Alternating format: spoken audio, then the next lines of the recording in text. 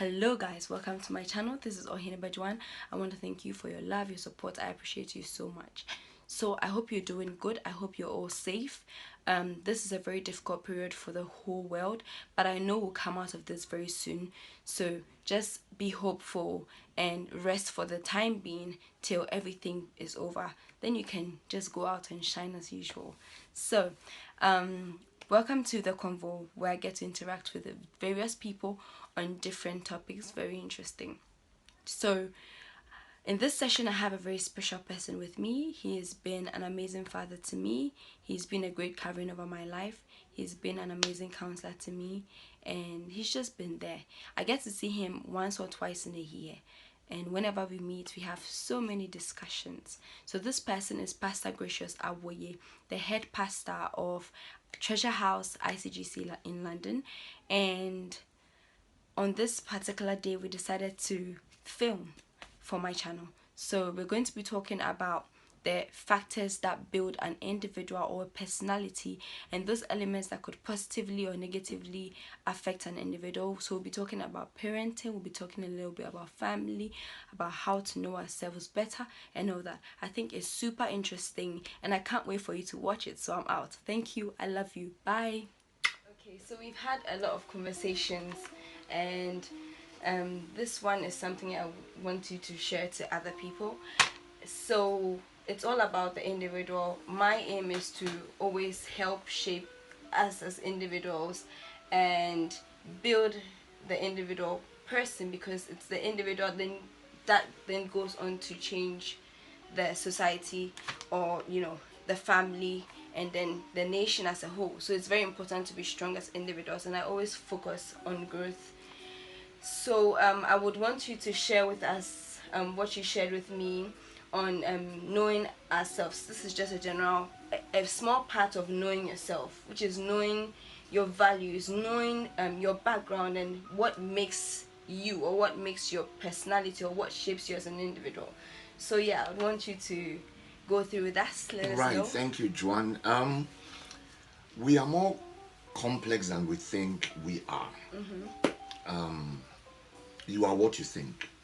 Your thought shapes you. Yeah. But your mind is very complex. It's made up of three components: your conscious mind, your subconscious mind, and your conscience. Your conscious mind is when, let's take that somebody's giving you an address to go somewhere, or you're going to see somebody somewhere. They give you an address, you feed it into your sat nav. Yeah. You are very conscious because you are going to that place for the very first time. So you are very conscious. Once you've been there once, that information is then stored in your subconscious, so like your autopilot. And then it's housed in your conscience. So it's made up of three components. And most people are not aware how they are wired or shaped. Yeah. And our core beliefs, our value systems, are in our conscience. That's where we live our lives from. Everybody has a philosophy of life. Even, forgive my language, somebody who has had a setback and ends up sleeping under a bridge, or somebody who is insane or mentally challenged. Rastaman has a philosophy of life. We all do. And where do they come from? They come from the way we are shaped. And there are four things that influence us or shape us. One is our social environment, the way we're raised. Two, authority figures. Yeah. Three, repetitious information, what you've heard over and over and over again. Yeah. The fourth one is your experiences. Of these four, the most potent is your experiences. Okay.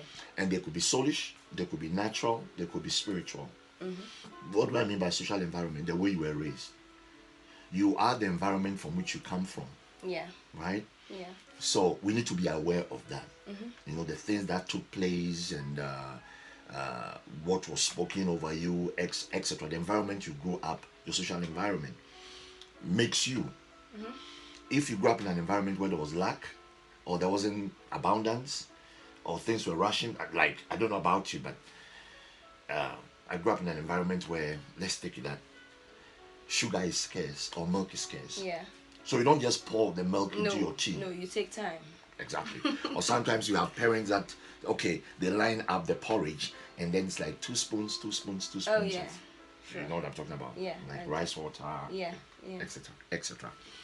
Or they make sure you don't just go and cut as much bread as you want to, because we have to stretch it for other days. That affects you, Sure. right?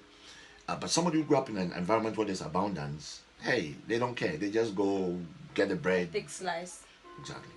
And then take as much butter as you want, spread it, and have fun. Yeah. And then secondly, repetitious information. What you hear over and over and over, if they tell you that you are not good, you are not smart, you are not as good looking as your sibling or your sister, they compare you, you're not as smart as your other siblings. All these things affect you. Or they tell you men are dogs. Or you don't give all your love to a woman. Or make sure you don't give all your money to a woman. Yeah. Save some extra. Yeah. So you get into a relationship and then you hold back. Sure. You don't give You your don't give all. everything. Exactly. You don't give your all to the person because that's what you've been told. You've heard it over and over and over and over and over again. The third one is authority figures. They could be your parents, they could be uncles, they could be aunties, they could be your teachers. You know, their word mean a lot to you. Sure. What they say mean a lot to you, right? And then the last one is your experiences. For instance, we are sitting on this chair. Yeah. If those who manufactured you told you about the materials that went into making this chair and how good it is, how many they've sold, so let's call it that the statistical data of the chair, that doesn't mean much to you. You know, and then whilst they told you about the statistical data, how much they've sold, where it was manufactured from, what went into making it, and then they line up people that sat on it and it took their weight, and you sat on it and it broke. The next time you see this chair, before you sit on it, you are cautious. Think twice. Yeah. Exactly, because your experience is more important to you than anything else.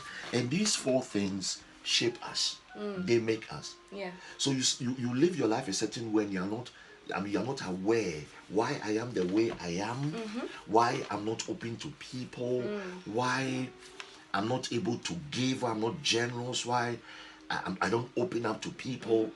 It's because of these four factors, and it's important that we are aware of them and know how they've impacted us, you know, to fix them, because those things make you.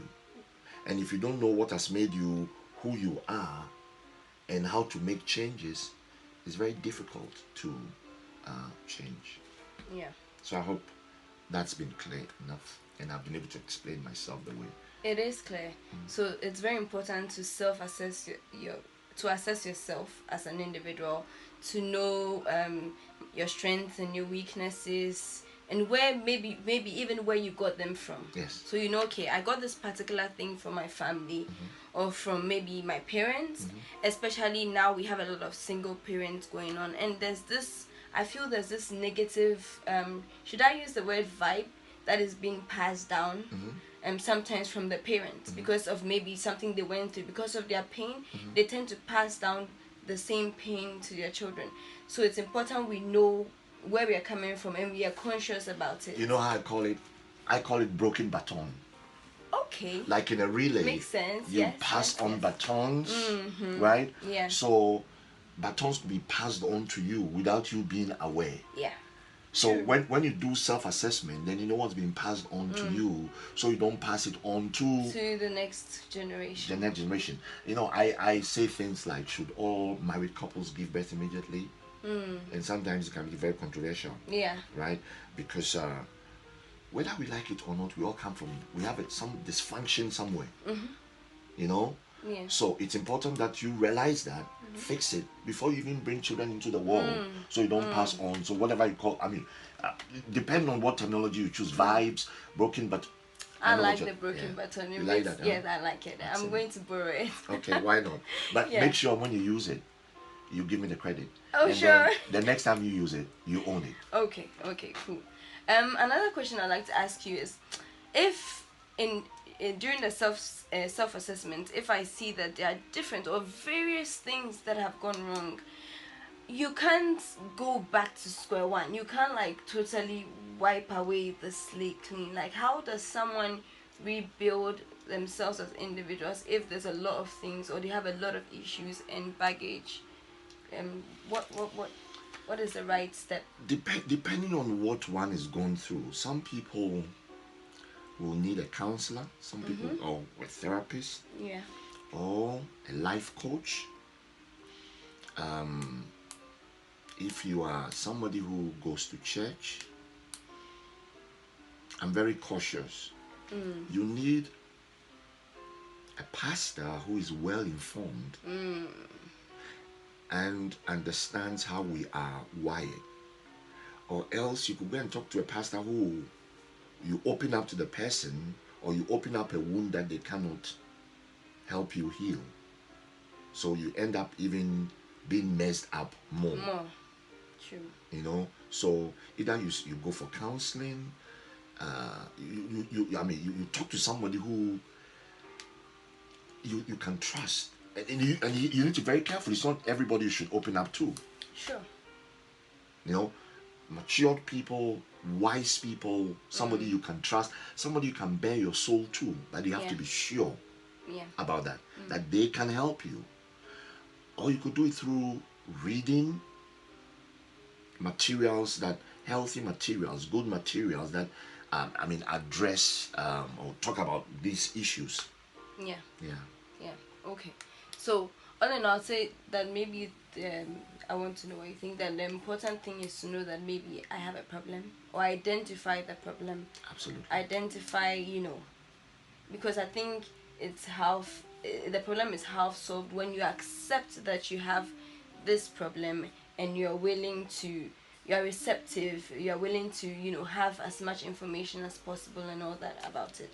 Nobody can help you if you. I'm told. I've never been to a rehab, but I'm told when you go to a rehab, and be it problem with alcohol, drugs, a habit, you have to admit that I have this problem.